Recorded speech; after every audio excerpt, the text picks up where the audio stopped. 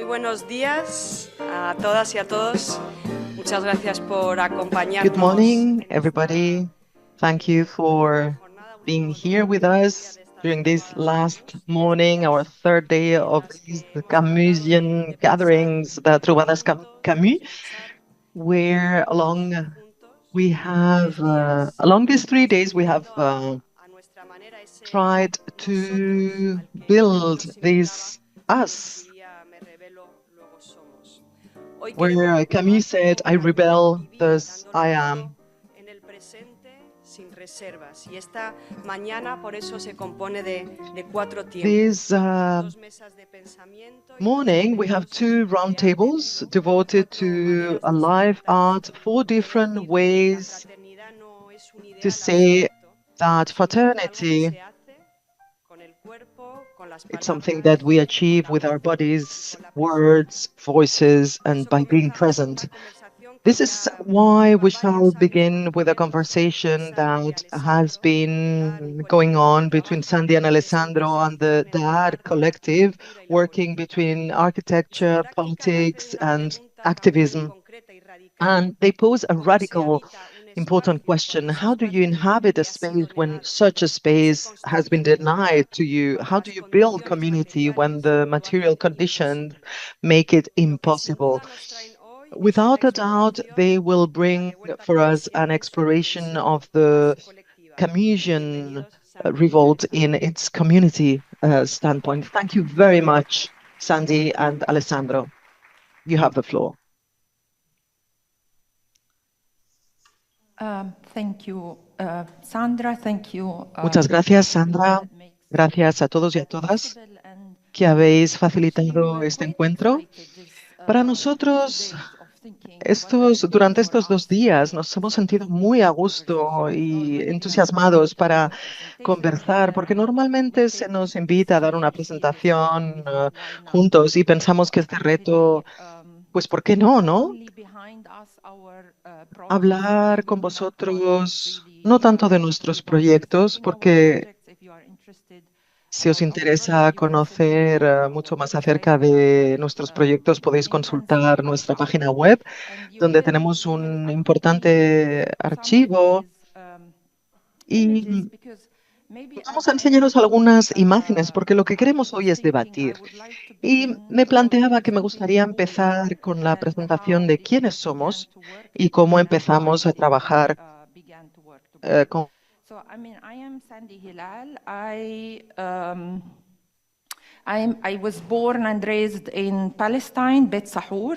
Bet Sahur is a small town south of Bethlehem that was actually well known for what was called the White Intifada during the first Intifada. And I definitely came from a situation or was formed in a situation where I saw my community, my people, my father, mother, grandparents, sort of in a second when Israelis decided that it was so dangerous actually to have more than 4 Palestinians coming together, and they closed schools, universities, whatever would bring us together. And therefore you will understand what does it mean to be together for a colonial project. In that sense, only us deciding to be together and organize ourselves together was seen as a very, very dangerous act of resistance.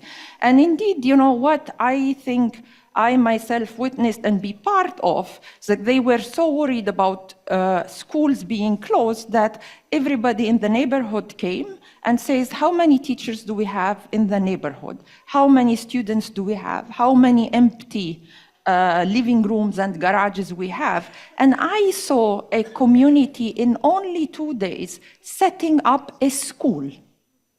And that experience, being part of that experience and understanding what does it mean to decide, and what actually does it mean, I have to say, when we speak about self-determination. In Arabic, self-determination is حق تقرير المصير, and that means is your right to decide your becoming.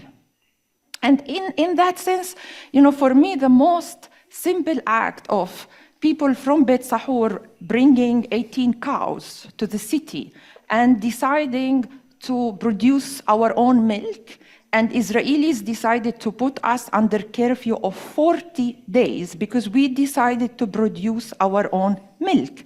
And in that sense, they decided that these cows are very dangerous, and they began to follow them everywhere between living rooms. I mean, people hiding them in living rooms, in valleys, and actually witnessing that moment of simply asking to produce one own milk or to decide one own way of teaching the next generation. That is for me, when you hear Palestinians shouting for their right to self-determination, all what they are asking for is to be able to produce their own milk, to teach their own kids, and that is actually, I think, in our case, has maybe been one of the foundations of how we built our practice. And in that sense, I went to study in Italy. I studied architecture there. I met Alessandro, and then we proceed with our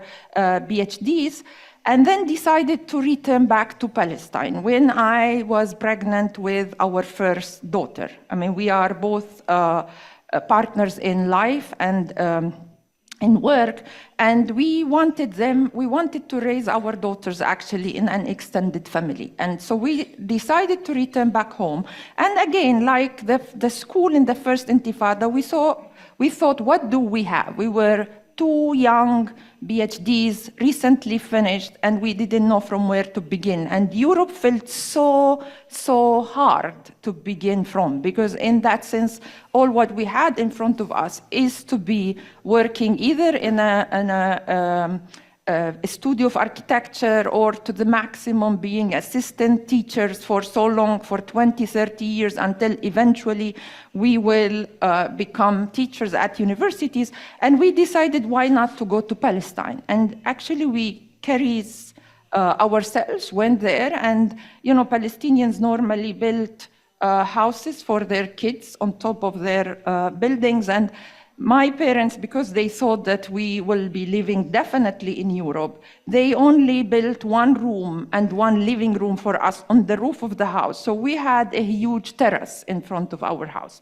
And we actually simply returned back there. We called ourselves Daar. We co-founded. We said, what are our resources? We have a terrace, big one, where we began. Weather in Palestine is amazing for 10 months a year. So we began to organize our own lectures, conversations. We called ourselves Daar. Daar means home in Arabic. My brother was not yet married, so we asked him to lend us his apartment, and we created a residency. So that is when you read Daar is decolonizing architecture, art, and residency. And that is why, because actually we decided to go to Palestine, so there was no way to avoid understanding what does it mean to decolonize, how our life would look like by living in Palestine and decolonizing our practice, understanding our practice in that sense. So decolonizing architecture, because we are architects, and we felt it's very important to continue with that. Also because architecture is one of these ways in which words can create forms, right? And create spaces and create potentialities.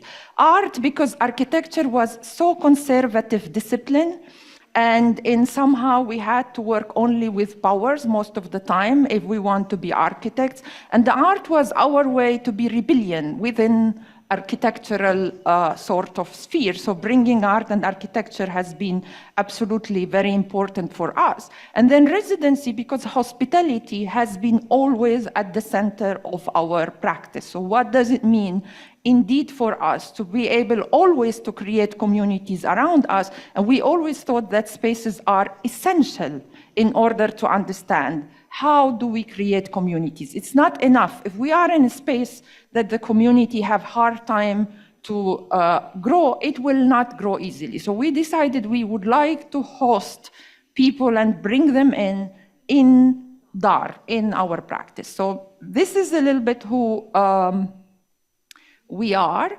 And maybe, to continue the conversation with Alessandro in some way, I think I want to ask you what brought you to Palestine, and in some way how that affected who you are and our practice. I also would like to start by maybe acknowledging, first of all, how, especially at this time, we can still keep maybe seeing images, if that is possible, because we are practitioners, so we tend to reflect on our practice. We are not theorizing from other people's work, but we are very much actually attached to our own practice, which is the possibility for us to understand and being in the world. Before answering to your questions, I also wanted to have a couple of acknowledgements. First is how difficult is to speak at this time, especially around what is happening in Palestine. Many times, we, every time there is an invitation, we have to think twice if how to do it, if to do it, if makes any sense to talk in a moment in which we feel, or at least I feel, that that we failed. We failed, to stop this killing machine. There were years in which maybe we had illusions that our work was tied to a bigger struggle. But in many days, we have the sense of having failed and how to deal with that defeat of, as we speak, we know that more families have been killed, not only in Palestine, in Lebanon. The ambition of Israel is now reaching beyond Palestine. And in that sense, many times we feel that the ground on which we felt we were standing on is shaking, or disappeared. So first, the acknowledgement of what you are going to try. Please see that as a way to attempt to continue to live in this world, to continue to understand what is happening, but also with this deep sense of having failed and being defeated. But nevertheless, we also recognize that maybe we are also part of also a longer trajectory of resistance, that, from 1936, during the Arab revolt, the first Intifada, 1987, the Arab Spring, 2011, even the students' encampments of the last years. So these are also moments to acknowledge that many of us are not giving up and accepting the reality as it is, and we are still struggling to change. The second thing, maybe, I don't know if I want to answer to your questions, but the second thing I also wanted to say, that I wanted to take the invitation of Sandra to have a conversations in a way that what you see, these are some of also the images that we usually use during our lectures, but one of the things of the lectures that everything is planned, and in that case, we would like maybe also reflect on the days that we were with all of you and what we listened previously, and therefore maybe conversations among us, but most likely also a conversation also with all of you. And therefore taking the conversations maybe also as a way to produce knowledge, a way to also consider conversations maybe as important as could be, reading a book or watching a film or listening to prepared lectures. Also, maybe we will get a little bit distracted by those images, but I hope that as sometimes we are now able to do more one thing at the same time, the images also speaks about some of the projects that that we are reflecting on. And I want to get to maybe to the point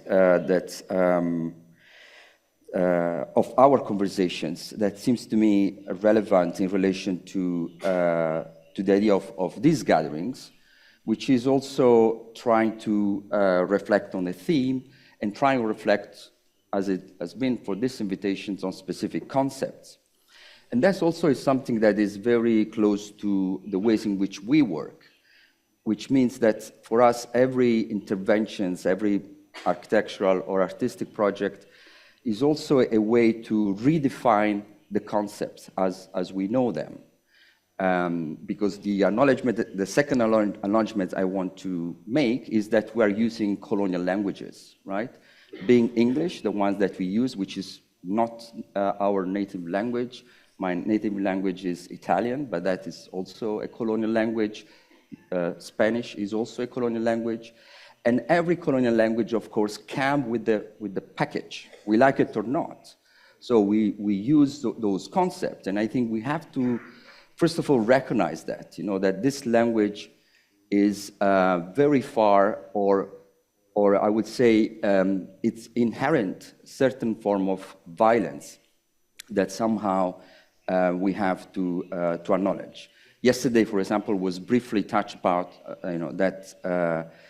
that our own theme of the conversations, of course, it's complicated, and we have to try a way maybe to reframe those terms, and maybe also on one side criticizing them, on one side redefining them, but also trying to reflect on new vocabulary that we have to build. And this moment of conversations, maybe these are the moments in which we can open up our imagination to understand what are the new words that get a little bit closer to the experience that we feel in our bodies, to the experience that we feel in our everyday life, because many times these words looks like just inherited a little bit from the past.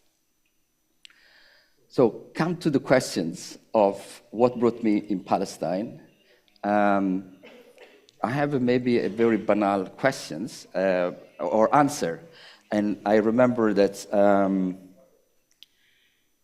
The answer is simple. It's love, because I met Sandi in Venice, and when I went for the first time in Palestine, I didn't know much about it, in the sense that I was neither an activist nor a religious person, and therefore maybe I didn't have a specific way of looking at Palestine, because that also, on my experience over decades and more, is also the possibility of seeing Palestine for what is very difficult, because it's so mediated and filtered by structures that is very difficult to realize what is there. So in this case, for me, it was much more a learning experience. I would say that personally, learning has been always, there are sometimes some blacks, that's fine to have them too, is the fact that reflecting on the Palestine as a way, and that coincides with my study in Venice. So we moved there, and then at that point, Palestine became what I used to say my real PhD on understanding how architecture is used for colonizations. Should I continue, or you wanna? I have more things to say. Yalla, go ahead. Okay. Yeah, maybe I also like to improvise on those images. Those images are related to one of our projects that we engaged in 2008 when one of the Israeli military camps was evacuated very close to our house, and was for the first time in which we also saw what happened when these colonial buildings are evacuated, how people reuse them. And for us, that was an image of decolonization. because there was a lot of discussions about should we reuse the military base as it was, or could be reused in a kind of different ways. So the day in which we were there with also Imad, which is the director of the Palestine Wildlife Associations, and he was explaining us that Oshograb, that was the name of this military base, was actually an incredible space for migration of the birds. So, and one of the problems, of course, as you also saw in these days, that the expansion of colonization is continuing, and many of these military bases are simply then turned into new Israeli settlements. So in this case, for us, architecture was more about how we transform the military base into a nest for birds that migrates from Europe towards Palestine down to Africa. So our interventions in this case was an interventions of continuing destroying these buildings, not restoring them, continuing to make holes, and then the holes will be the place in which birds can actually nest. And that question of decolonization, I guess, has been following us since we were there.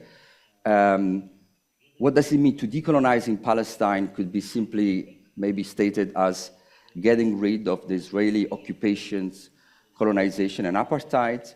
But in the moment we moved to Europe, or back to Europe, because for me also was a returning back, these questions, of course, change its meanings. What does it mean to decolonize is not the same.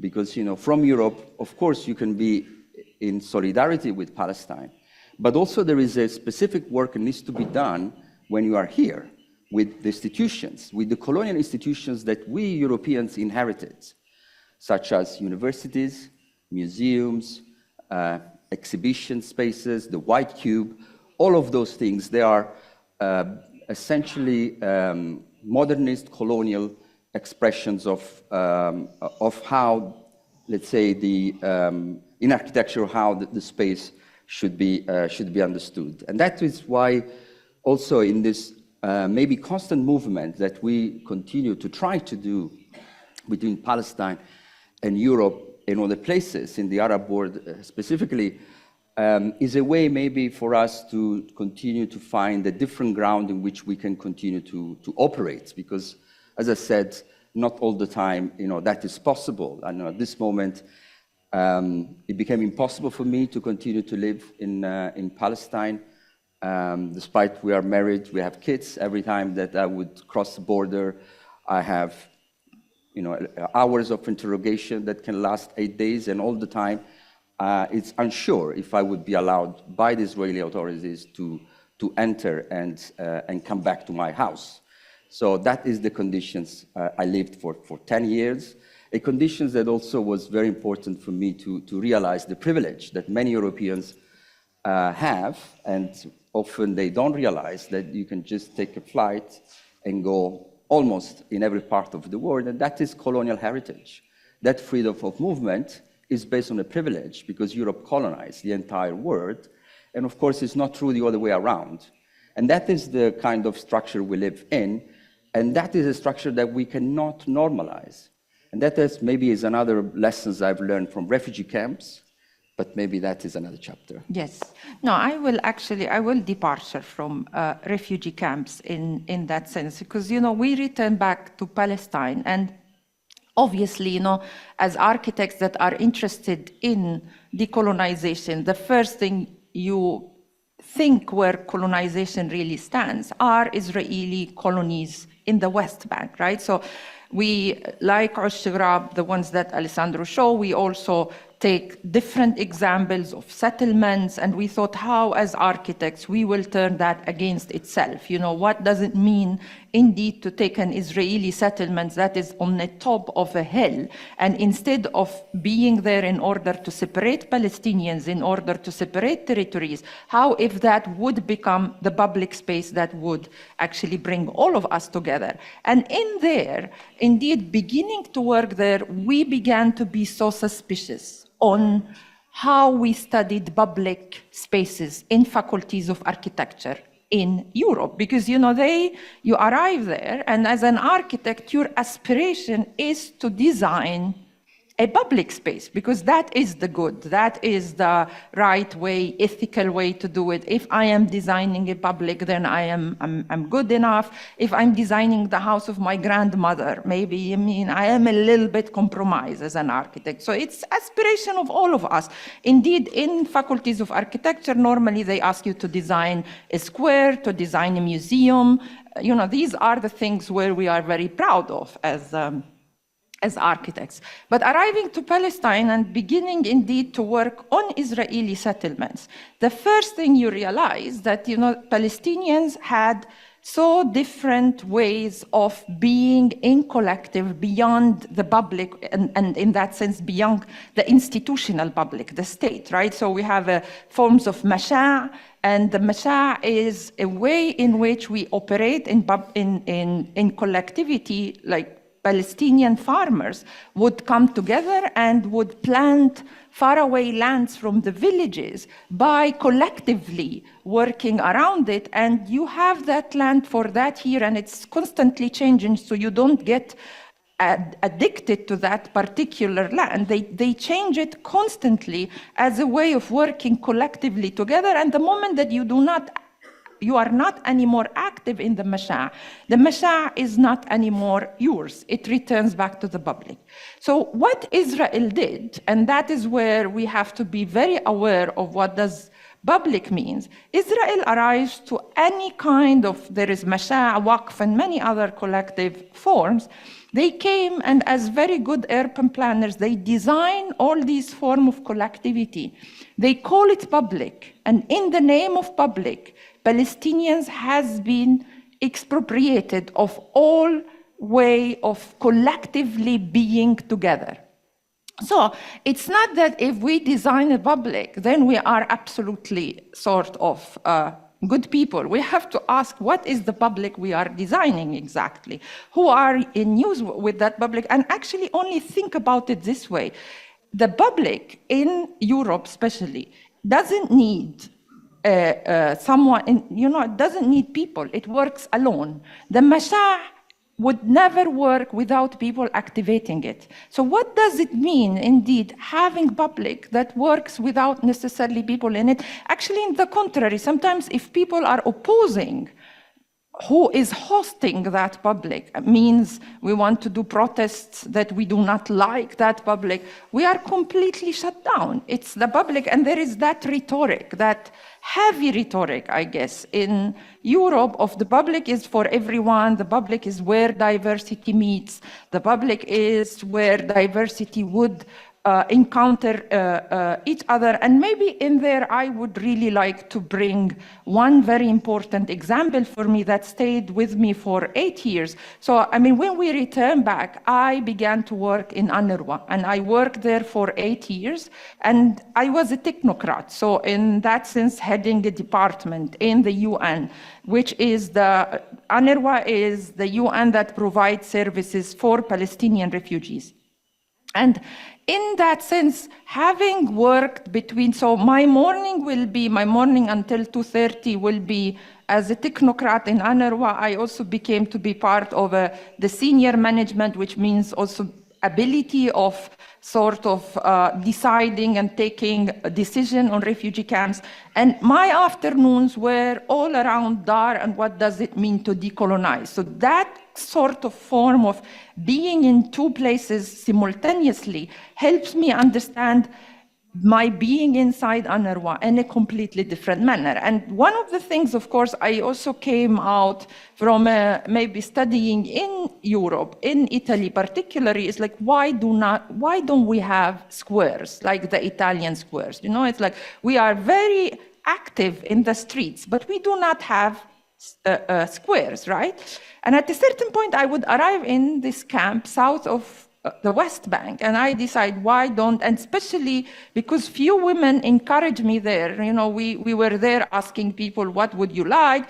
And few women ask for a square inside one of the camps that is actually quite conservative. So the question raised, so what does it mean indeed to have a square inside a refugee camps that has no state? So the question, who manage a collective swear, became extremely important, and it didn't occur to me, actually. That was also another moment of hitting of who is hosting in the public and who is responsible for the public. And at a sudden, you know, they decided in the camp to raise walls around that square and have 4 doors and 4 walls, and it turned to be a roofless square. And I was shocked as an architect, and it took me a while to process, and they were really very kind with me to teach me one, maybe, and if not the most important lesson of my life as an architect, is how do you think we manage that place if it is an abstract place? You know, we don't have a municipality. So in that sense, they gave me few examples of, imagine there are a group of women that are coming together, they take that square, they occupy that square in this moment, and they want to have their own privacy, sing together, laugh there, make their party. Maybe you saw also a few of these images. And in that sense, it's immediately in front of that door when people would see that party going on and they are not invited to that party, they just simply leave. Or kids are playing in the square and they are playing football and a pregnant woman would pass by. If she's passing by the alleys, the way I always imagined, and a football would hit her, because they told me, look, we are the one doing our own juries in this. So if anything happened, we are responsible for our streets, we are responsible for our sort of alleys. So we have to sit and say, who is responsible for what? If people will happen by chance, there is no way we can manage that as a community. They told me we need threshold.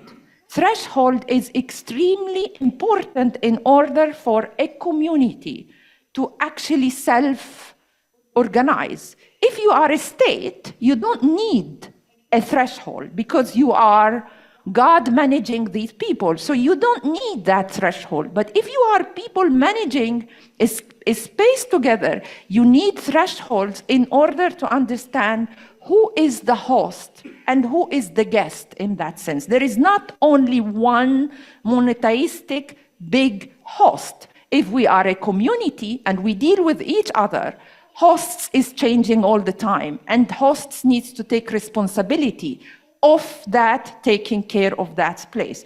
And for me, actually, maybe that is, if I have to be brutal, that is one of the most important lessons I learned in refugee camp that I brought with me back to Europe and has been my way of processing a returned life in Europe. But maybe I would pass it to Alessandro and then come back to how I returned back to Europe with that particular sort of knowledge from refugee camps.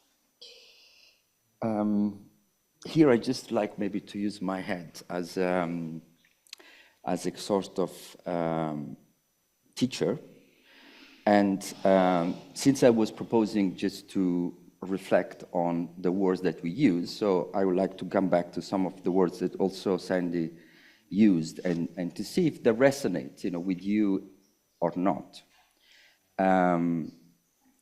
And she was describing Al-Masha, that historically was a common land that was shared among farmers, in which the farmers would decide how to cultivate the land. And for us, it was very inspiring to look the use of Al-Masha, but I would say the use of common land in Palestine before the Israeli colonization. There were several forms of being common without the state. So one thing that, for example, I have been educated in Western universities, that if you want to understand the city, the basic structure is public and private spaces, right? This is a public space, you go to your house, and this is a private space, right? Now, if you are in a refugee camp, this category actually doesn't make any sense whatsoever, because in a refugee camp, you don't have a municipality. You do have streets, but it's not, the lighting on the streets is not put on by a municipality. So there is no sense of a public entity that actually could take care of the space that they are in common. Similarly, even the private home, despite everyone knows who built that house and who put the money and the labor in the house, but since there is a refugee camp, by law, you are not allowed to own a private title on the house that you actually built, because refugee camps, just to remember to everyone, were built just to be a temporary situation, right?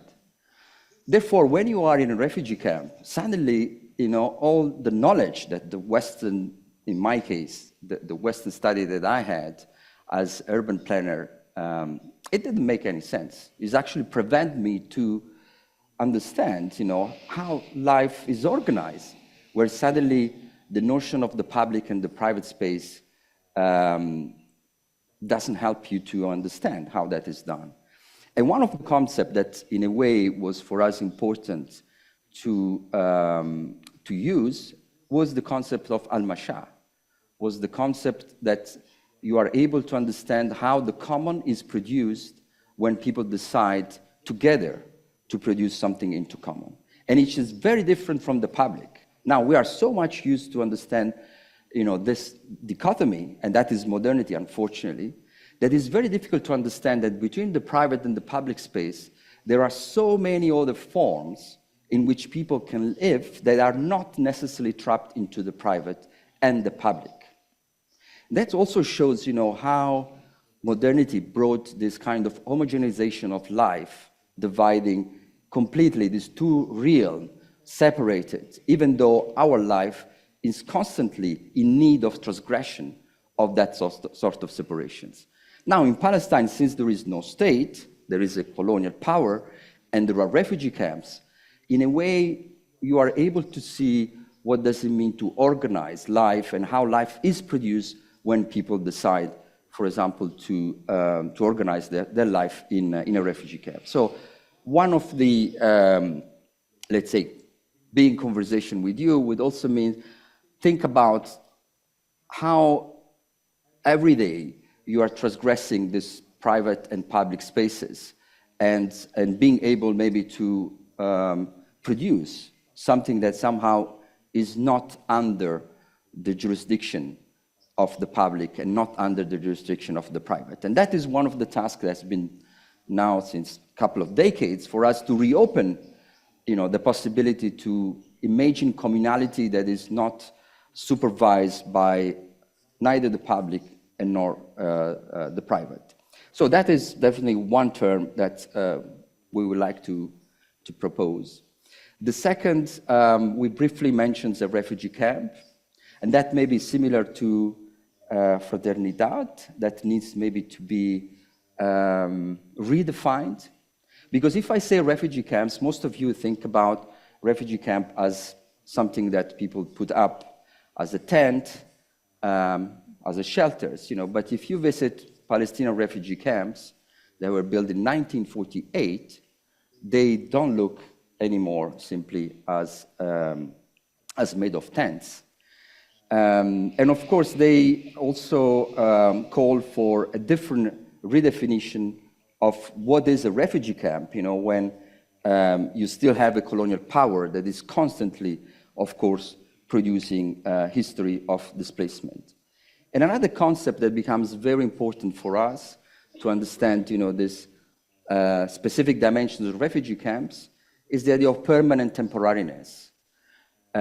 So what does it mean when a temporary conditions, like the Israeli occupations, because by law should supposed to be over, is perpetuated for so long time And when the right of return of the Palestinians, that's something inscribed in international law, has been also postponed for so many years. So you live in this sort of suspensions of everything, so that you, of course, and it's designed politically to be like this. And the refugee camps, if you like, is the spatial architectural manifestations of a political crisis, when you don't know anymore how to deal with the possibility of including someone in a community.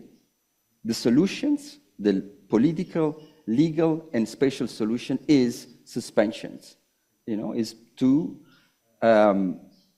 enforce people to live in this suspended state, waiting one day for things to be resolved. And that is so dramatic. You can imagine that when that condition is so prolonged, here we don't have the time, of course, to also recount the fundamental history that since the Nakba in 1948 and the continuation of the Nakba, because we haven't imagined, and that these are the moments which I feel that I lost my ground, because when we were talking about refugee camps, we were seeing them in this historical trajectory, how we get out of it. And now, with a recent escalation into a genocide, of course, also our own understanding of that history somehow get completely smashed, because what does it mean then to add into that dramatic history since 1948 until today, something that it could maybe historically be remembered even something worse than the Nakba itself, where Palestinians were expelled from the historical Palestine. And these are the moments which I have to say I lose a little bit myself. So maybe, should I make you a question? No, I want to continue. I want to speak about my return to Europe. Maybe that would be your question, Okay. right? I mean, I don't want But this to doesn't finish. work like this, then. No, it doesn't work like that. I don't want, I have to because make you think mindful about about time, right? We have to begin wrapping up, right? So I would absolutely love to bring you in how I return back to Europe, because for me that is extremely important, also to share certain frustrations. We have been so nice so far, but I think that some fractions is needed at the end of the conversation.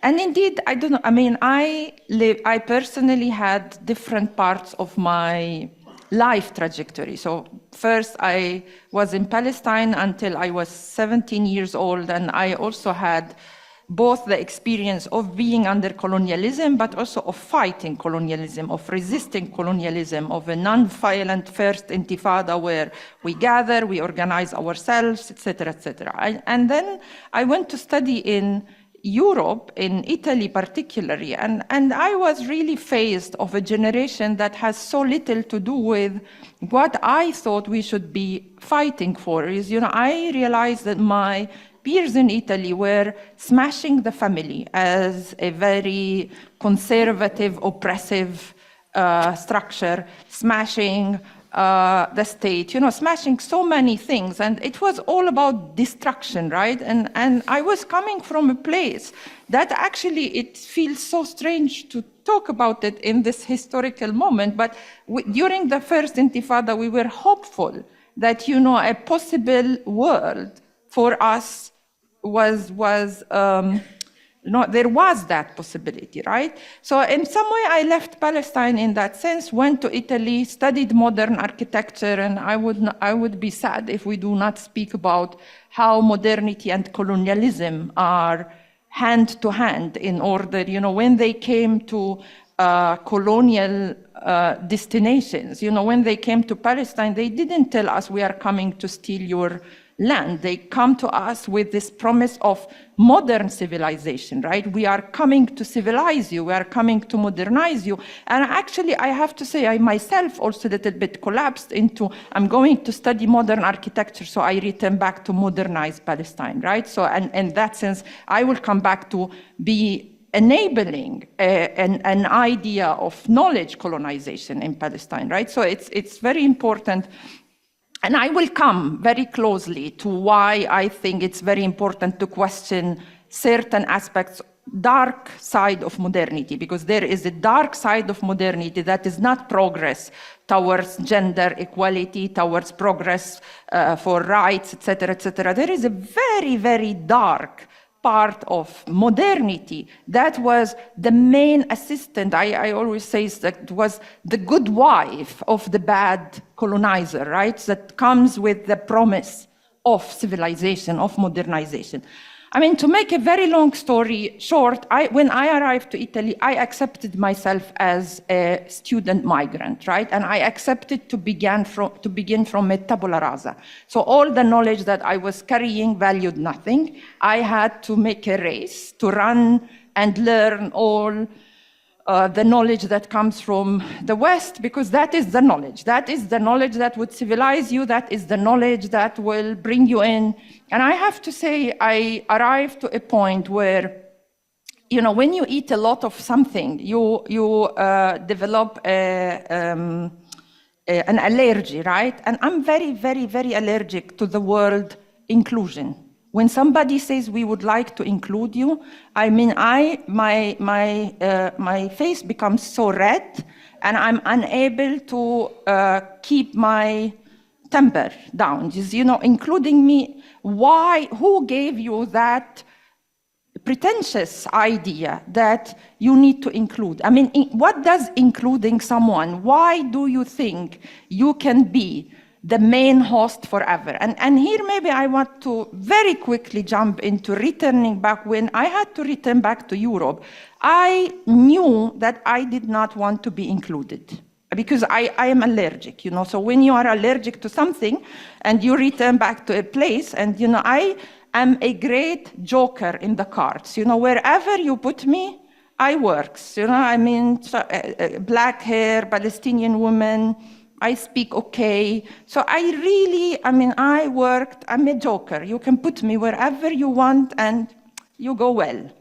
And I was just like, what does that mean for me? Always being included and always accepted to be part of that. And I didn't want to return back as a migrant. You know, after we returned back to Palestine, 10 years of building in dignity, being myself, being at the center of my life, producing my knowledge, together actually, but producing also a knowledge where I felt I am belonging to, I was not ready to return back to Europe, because I knew that there is nothing waiting for me in Europe but to be included.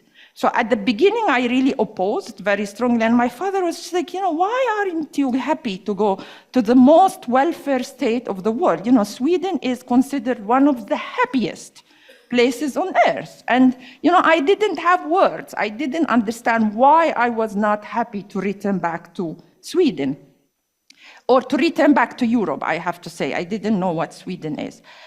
So in that sense, I returned back very, very skeptical. And definitely, I returned back with a promise to myself that I will never accept to be included. Either I can include and be included, but to be only one way included, I am beyond that. You know, when you are a student, you can share homes with other students. There are certain things that you accept to do.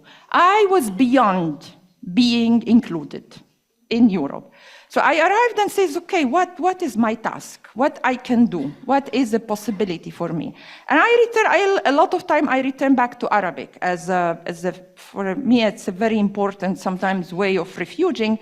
And there is a part of the Islamic hadith that I think is really extremely important, speaking about hospitality, and says, الضيافة ثلاثة أيام وما بعد فصدقة. Means in English, hospitality is for 3 days, and after that, it becomes charity. So my question to myself is like, what will happen with me the 4th day I arrive to Sweden, right? I accept to be respected guest for the first 3 days. And that brought me to how hospitality in the Arab world is perceived as a temporary practice. It's 3 days practice. And after that, you know, it's like Christmas. You can be very kind with everyone for 3 days. And then you have you have to go beyond that. There is no way that you continue in the same kindness, right?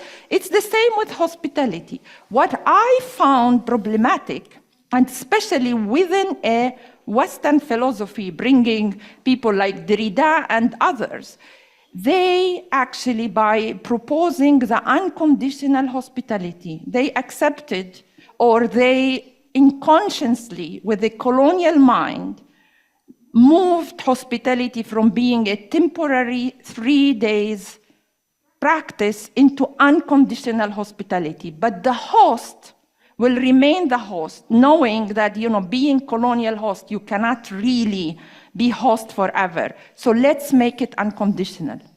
And I think for me, the real then struggle coming back to Europe, I began to work on a project where it was about demanding our right to be hosts and not be eternal guests.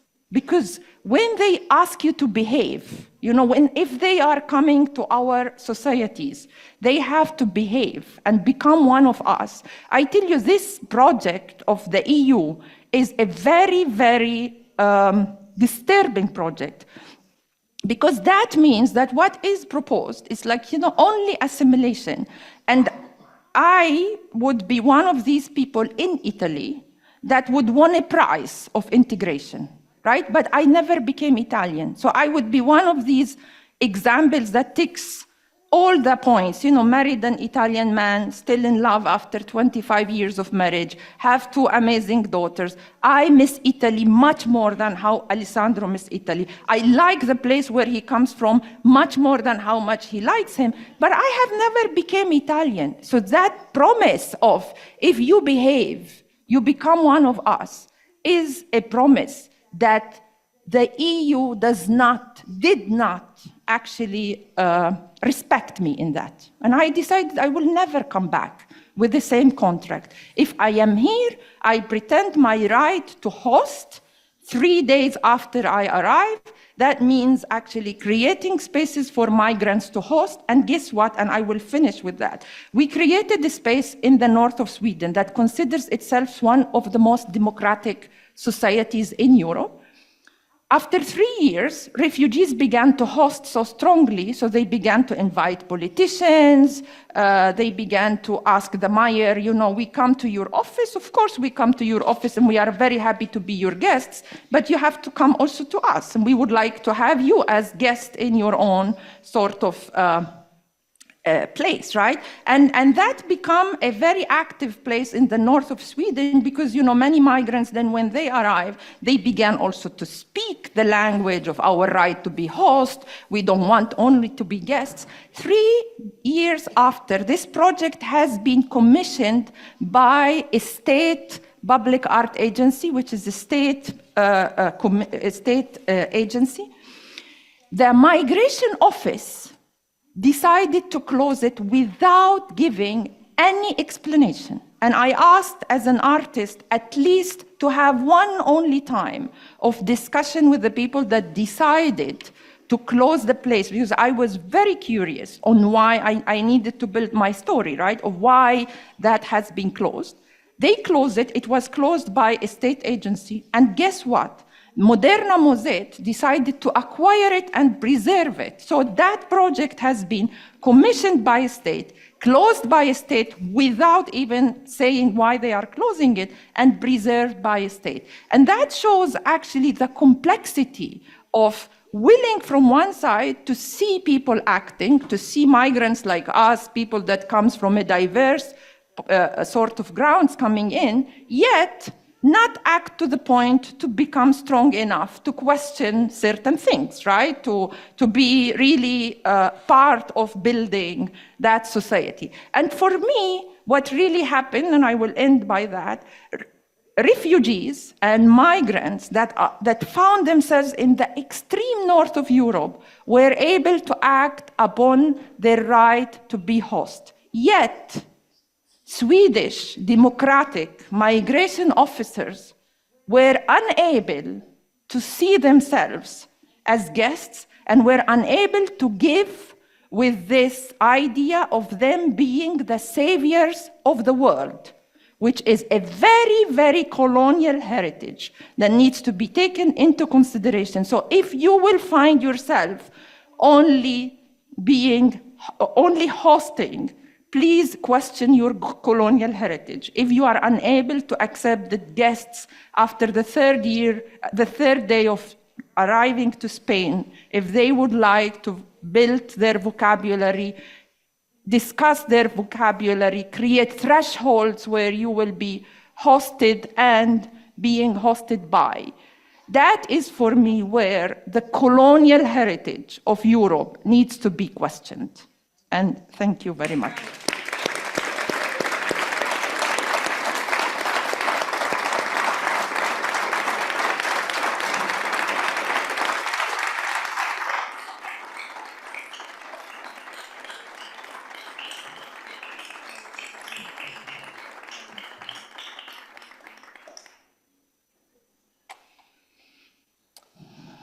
And should we have a little bit of lights on? And if we take some questions, if you have time, yes, if there are any.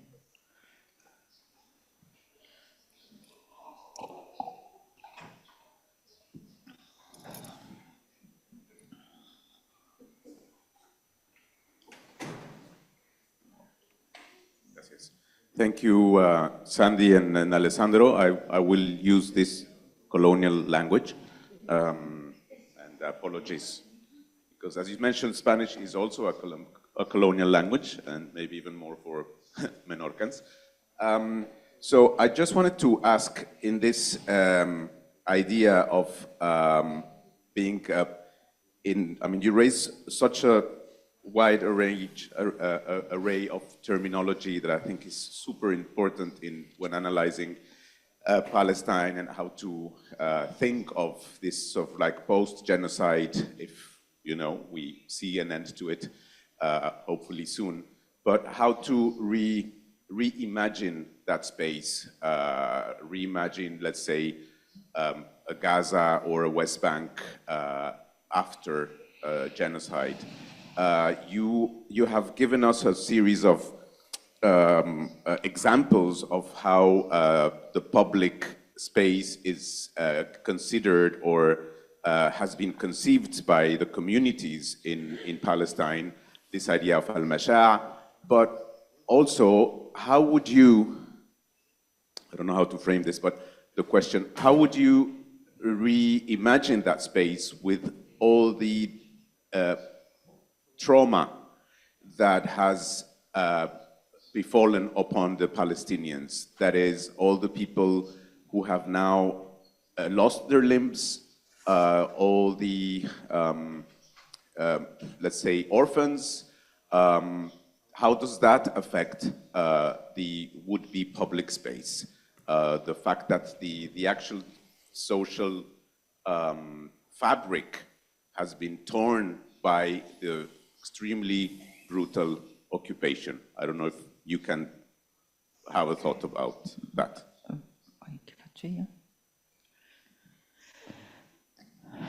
Well, let me try to, that is, I think, one of the hardest questions that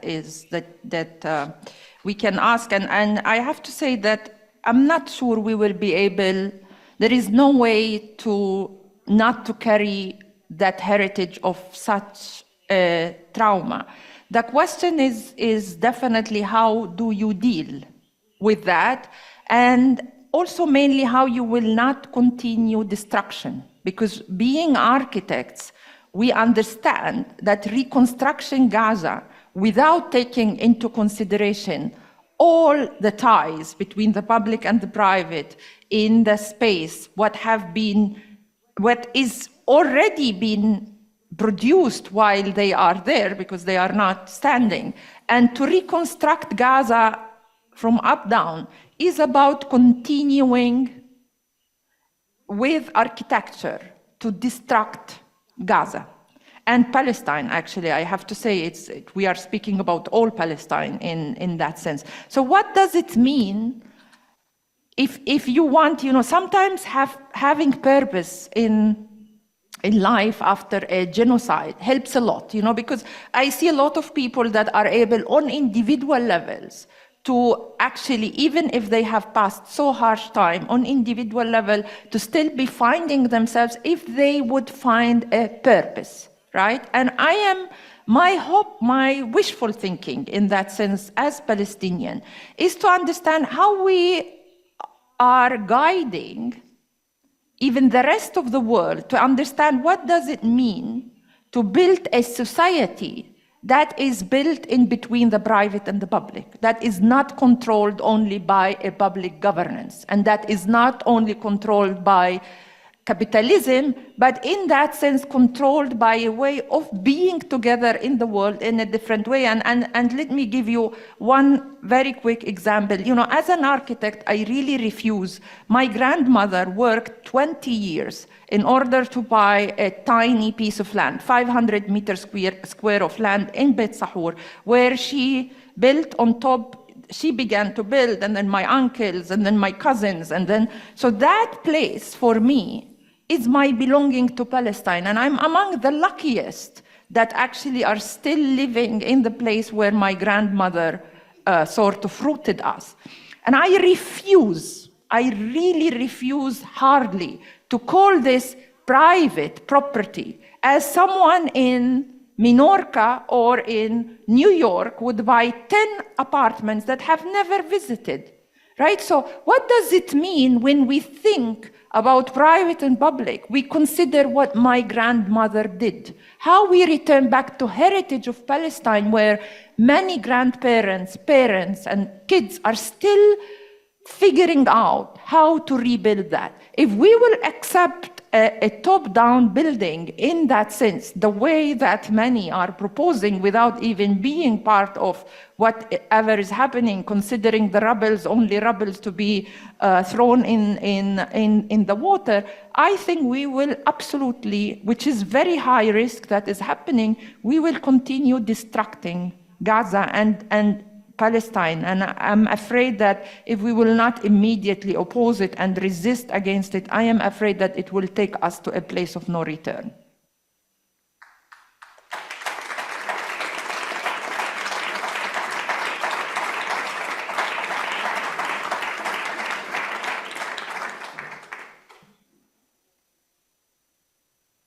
Thank you. Now, thank you for your enlightening conversation. At the beginning of this year, at my university, we invited a Palestinian writer, Mah Kayal, to give the inaugural talk, which he gave online. And when he was asked what was the most important thing for him, for his writing, he said, to use literature as an instrument of liberation. And then he added, and for me, liberation from imperialism, from colonialism, would imply not asking Palestinian writers to always be representing the Palestinian plight and writing for international audience about what the suffering of Palestinians is. Because, no, for me, liberation, he said, was to write for my people, to write, and I don't need to tell them what they're going through. This for me was a very important lesson, because he was saying, I'm getting invited to festivals, universities to talk about this, and I always expected to be a representative. No? And you, Sandi, presented this complicated paradox of how to avoid being always in the role of the guest in front of the host. And I think there's this other paradox, the sort of condemnation or fate, in which, on the one hand, one has to bear witness, of what is happening, and it is important to bear witness about what is happening, but at the same time, that it displaces the position, because the dialogue is always with this other former colonial powers or present colonial powers. It is a dialogue with the center of imperialism to make this center aware, no, of what is happening elsewhere because they don't want to look. So how can one come out of this difficult bind, no, of at the same time think in terms of freedom of an experience and use art, literature, whatever, in dialogue with other forms of human existence that is not just talking this constantly in the same role. I was wondering. Maybe I want to still be adding one part for me that I have to say, I was extremely lucky to be working with Alessandro in that sense. And because, when you working with him, coming from a Western knowledge on base of love, because sometimes we really underestimate what love might bring on the table, right? So it's extremely very important to deal with that. And I think it's one part that was impossible for me when I arrived to Europe, and especially because Palestine is under threat of erasures. So we become very resistance towards anything that can criticize Palestine, right? I mean, self-criticism for us is a double hard practice because we have first to actually make sure that the space stays. And in the same time, what for me, the real risk of what we are passing in this moment as Palestinians is that we have no space for self-criticism. And there is no way that you can go for self-determination without it being accompanied by self-criticism. And that is where I see the task of as many intellectuals in the world that can come together, but they should be coming with this humbleness of not teaching. My problem with Europe is that they feel that their real task is to teach others rather than, and that is where I feel that it's oppressive to be host forever, right? I mean, because it feels like this is what I know how to do, and it's so hard for me just to lose my words because I am in a place where I should be simply guest. I don't have to teach the rest of the world how they have to save the planet, how they have to, name it all. I don't want to name how many things in European institutions is still wanting to teach, right? So I think if we will come together, because we do need, for me, it was extremely important to be able not to be afraid to question, for example, what is the right of return today for Palestinians without including the refugee camp and the history of the refugee camp in the middle. And I would have never gone there alone. To touch upon, in a self-critical way, to touch upon the right of return in Palestine is pornography, is a taboo. There is no way you can do that. Even though we sold it, that right of return, yet if you open your mouth and speak about it, it is a problematic, right? It's highly, so I think if we come together, accepting that we move constantly between being guest and host. Indeed, I am a believer that a real democracy is possible only if people are moving constantly between being guests and hosts. If we keep the binaries of being only hosts, of being only guests means also accepting your situation as an oppressed, and that you have to convince your host that he has to give you charity as many days as possible, as many months as possible, and many years as possible. And then you will arrive to a point that you lose your dignity. I mean, definitely you lose your dignity. So what does it mean today, departing from Palestine and actually understanding that the system of nation states, we have been, I don't know how many of you are aware of what is happening in Venice Biennial in this moment. I mean, it's collapsing because it only depends on understanding the world through a colonial nation state sort of gaze, and that is not working, right? So in which way I think and to use the word, you know, in which way we come together. I love the word izwa in Arabic rather than, you know, the word izwa in Arabic comes from dear. And you might have 10 brothers, but there is only one brother that is your izwa, not all of them. Because you know that in a moment of difficulty, that person, man or woman or other figures, will be there for you. And there is no need to speak about it, right? So the izwa is a way in which you understand that you're there for me when I need you, and that sometimes you're the strong and sometimes I am the strong. And sometimes you're the weak and sometimes I am the weak. But we know, we already told each other that we will be dears for each other. We will be there in that sense. And when we actually found ourselves going to Cairo because we wanted to be nearby Gaza, we asked ourselves who we are.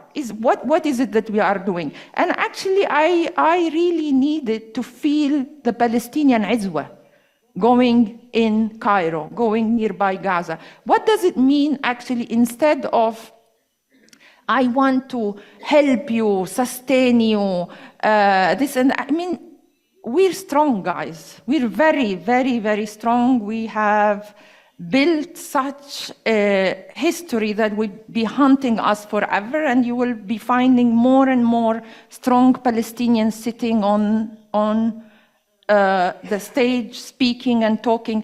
And it's time to think that why don't we learn from each other? And in order to learn from each other, you have to unlearn so many things. The task of unlearning is so heavy in Europe. So I think earlier you begin to unlearn, better is for the rest of the world.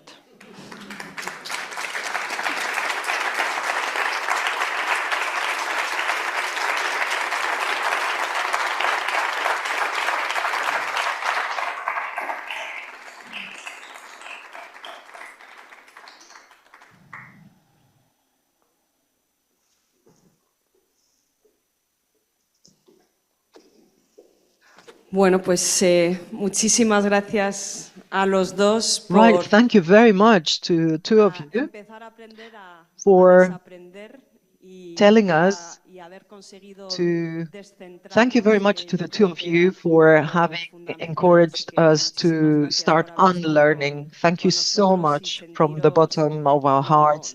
Thank you for your words. Thank you for feeling you not only as guests, of course, but also as hosts. Thank you so much to the two of you.